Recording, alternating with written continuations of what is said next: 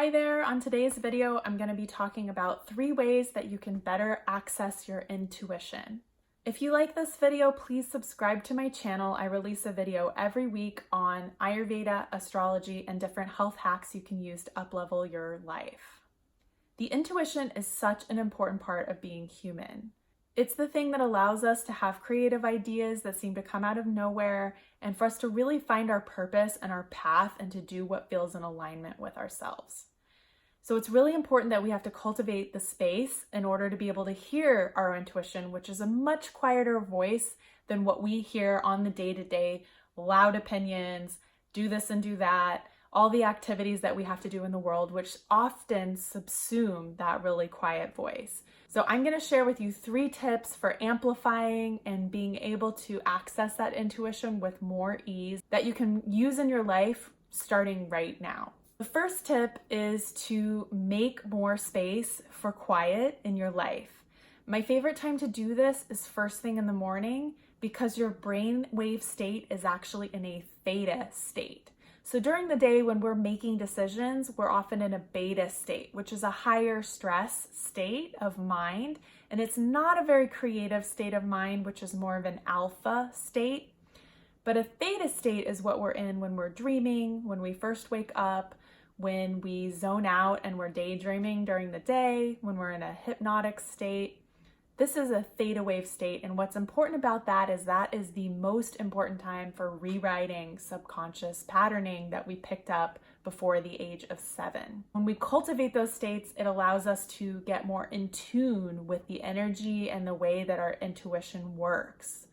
So in order to do that, I have a morning routine that includes meditation, yoga, having a hot beverage, and just sitting and looking outside at the bird feeder, going for a walk, anything that really helps you open up that space and brings you joy. That's the most important thing.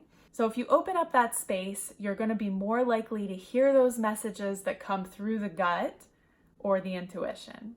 So that brings me to number 2, which is to engage your senses in order to be more in your body.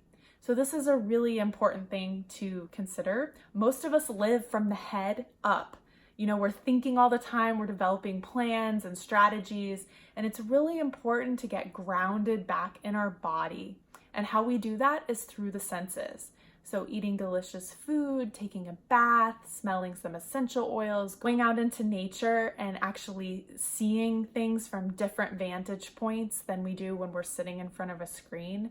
It's really important to engage all of our senses and help us to be back in our body so that we can be more aware of our body. It's pretty simple, right? When we're in our bodies, we're much more likely to hear that intuitive knowledge come to the surface. So that brings me to tip number 3, which is when you get a hit about something from your intuition, follow it. So that doesn't mean that every single thing that your intuition comes up with is going to result in some huge change to your life or some huge benefit. It's just about cultivating a relationship to that quiet voice. So if you get a hit that you should go somewhere or see a certain person or call a certain person on a given day, follow through with it. What this does is it tells your intuition that you are listening, and it's going to keep sending more and more information through that channel that could be actually really revolutionary for your purpose, your path in life, and the things that you want to do with your energy and your time. It could give you inspiration for a project that you're working on or for a new project that you want to start.